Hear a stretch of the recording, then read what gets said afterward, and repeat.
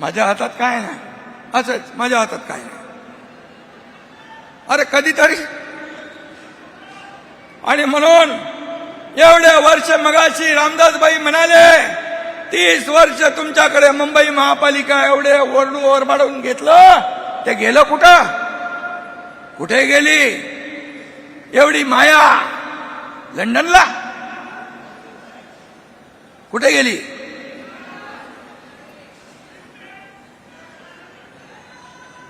आणि म्हणून मी आपल्याला एवढंच सांगतो, मुख्यमंत्री माझी लाडकी बहीण योजना जी सुरू केली त्या बाबतीमध्ये खूप उलट सुलट अफवा पसरवतात विरोधक. परंतु मी सांगतो,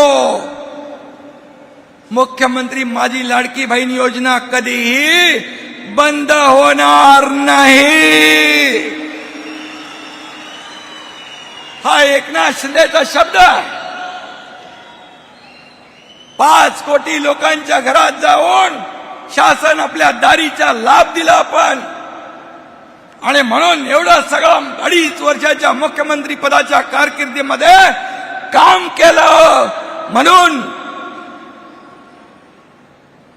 महाराष्ट्रामध्ये झालेल्या विधानसभेच्या निवडणुकांमध्ये लँडस्लाइड विक्ट्री मिळाली.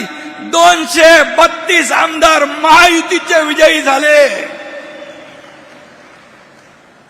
आणि म्हणून मी आपल्याला सांगतो, सर्व निकष बाजूला ठेवून या ठिकाणी मदत केली जाईल. म्हणाले पीएम केअर योजना. पीएम केअर योजना म्हणजे प्रधानमंत्रीची योजना, त्याच्यातून पैसे द्या. अरे पीएम केअर योजना कोविडसाठी होती, एवढं पण कळत नाही. तुम्ही कोविडमध्ये 600 कोटी जमा केले, एक पैसा तरी खर्च केला? सांगा. तुम्हाला प्रधानमंत्री महोदयांवर आरोप करण्याचा अधिकार आहे? अरे प्रधानमंत्री महोदयाने शेतकरी सन्मान योजनेमध्ये आणि आपत्तीमध्ये 46,000 कोटी रुपये या महाराष्ट्राला दिले. 46,000 कोटी रुपये. शेतकरी सन्मान योजना त्यांनी सुरू केली केंद्राने. राज्याने देखील वर्षाला 6,000 रुपये देण्याचं सुरू केलं. आणि जवळपास 13,000 कोटी रुपये राज्य सरकारने देखील दिले.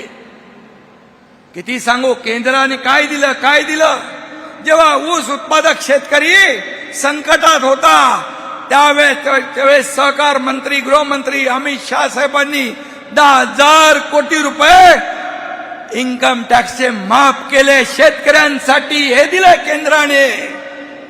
मला सांगा, गेल्या 10 वर्षामध्ये 70 वर्षामध्ये